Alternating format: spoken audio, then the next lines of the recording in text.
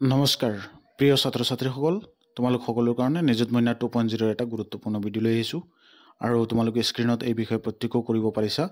নিযুত মইনা আঁচনিৰ 2.0 আজিৰ তাৰিখত অসম চৰকাৰে চেক বিতৰণ কৰিব বুলি ঘোষণা কৰিছে। যোৱাকালি আপোনালোক সকলোৱে সামাজিক মাধ্যমত পাইছে।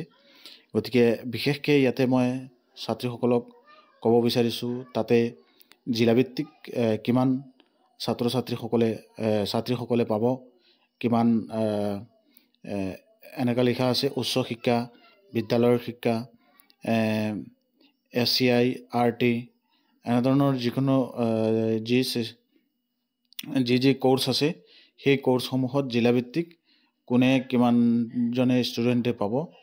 আৰু এই স্কিমটোৱে প্ৰায় 1.6 লাখ ছাত্ৰীলৈ 133 কোটি টকা মুকলি কৰিব চৰকাৰে আৰু 3.5 লাখ ছাত্ৰীলৈ নিযুত মইনা আঁচনিৰ সুবিধা 2025 আৰু 26 বৰ্ষত ধাৰ্য কৰা হৈছে। গতিকে ইয়াৰ কাৰণে বিশেষকৈ ছাত্ৰীসকলক উচ্চ শিক্ষাৰে ছাত্ৰীৰ নামভৰ্তি বৃদ্ধি, বাল্য বিবাহ প্ৰতিৰোধ তথা কিশোৰী ব্যৱস্থা, মাতৃৰ হাৰ হ্ৰাস, আৱেগিক, মানসিক আৰু শাৰীৰিকভাৱে পৰিপক্ক বয়সৰ নোহোৱালৈকে কন্যাসকলৰ বিবাহ প্ৰতিৰোধ, শিশু শিক্ষা, স্বাস্থ্য আৰু সুৰক্ষাৰ অধিকাৰ সুনিশ্চিতকৰণৰ ওপৰৰ প্ৰতি লক্ষ্য ৰাখি অসম চৰকাৰে নিযুত মইনা আঁচনি ৰূপায়ণ কৰিছে। আৰু সেইটো কেন্দ্ৰীয় অনুষ্ঠান হিচাপে মুখ্য অতিথি ডক্টৰ হিমন্ত বিশ্ব শৰ্মা ছাৰে আজি দিনৰ 11 বজাত আৰু কিছুমান জিলাভিত্তিক বিধায়কসকল উপস্থিত থাকি এই প্ৰায় উচ্চ শিক্ষাৰে আহৰণৰ দিশত ৰাজ্যৰ প্ৰায় 10 লাখ কন্যা শিক্ষাৰ্থীৰ বাবে অসম চৰকাৰে অভিলাষী পদক্ষেপ আঁচনি গ্ৰহণ কৰিছে আৰু তাতে চেক বিতৰণ কৰিব।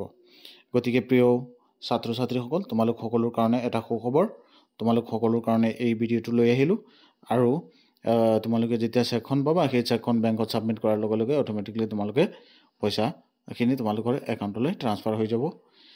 সকলোকে ধন্যবাদ জ্ঞাপন কৰিছোঁ। কোনে কোনে নিযুত মইনাৰ চেক পাবা ভিডিঅ'ৰ তলত কমেণ্ট কৰিবা, আৰু কাৰোবাৰ যদি কিবা এটা সমস্যা হয় ভিডিঅ'ৰ তলত কমেণ্ট কৰিবা। এই চেকখিনি পোৱাৰ পিছত যদি কিবা প্ৰব্লেম হৈছে, কাৰোবাৰ নামৰ স্পেলিং মিষ্টেক হৈছে, কিবা এটা প্ৰব্লেম যদি হয়, মোৰ ভিডিঅ'ৰ তলত কমেণ্ট কৰিবা, নিশ্চয় তোমালোকক চাই দিম। এই বিষয়ে কিবা যদি এনেধৰণৰ হেল্প কৰিব পাৰোঁ।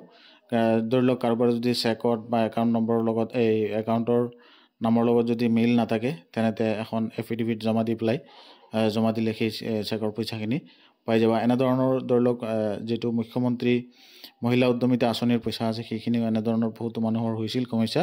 গতিকে তেনে ক্ষেত্ৰতো মানুহে ছল্ভ কৰি পইচাখিনি পাইছে। গতিকে প্ৰিয় ছাত্ৰীসকল, তোমালোক সকলোৰে বেষ্ট অফ লাক। আজিৰ দিনটোত অলপ সময় পিছত তোমালোক সকলোৰে এই চেক বিতৰণৰ কাৰ্যসূচী আৰম্ভ কৰা হ'ব। আৰু অসম চৰকাৰৰ এইটো এটা অভিলাষী গুৰুত্বপূৰ্ণ আঁচনি, নিযুত মইনা আঁচনি। মুখ্যমন্ত্ৰীয়ে আজি মুখ্য অতিথি হিচাপে আৰম্ভ কৰিব। আৰু যদি এই আঁচনিটো দিয়াৰ পিছত এই ভিডিঅ'টো যদি কোনোবাই চাই আছে, যদি কিবা সমস্যা হৈছে ভিডিঅ'ৰ তলত কমেণ্ট কৰিবা। ইয়াৰ ওপৰঞ্চি কিবা যদি জানিবলগীয়া থাকে, কিবা ডাউট হৈছে, মোক কমেণ্ট কৰিবা। ধন্যবাদ, থেংক ইউ। জয় আই অসম।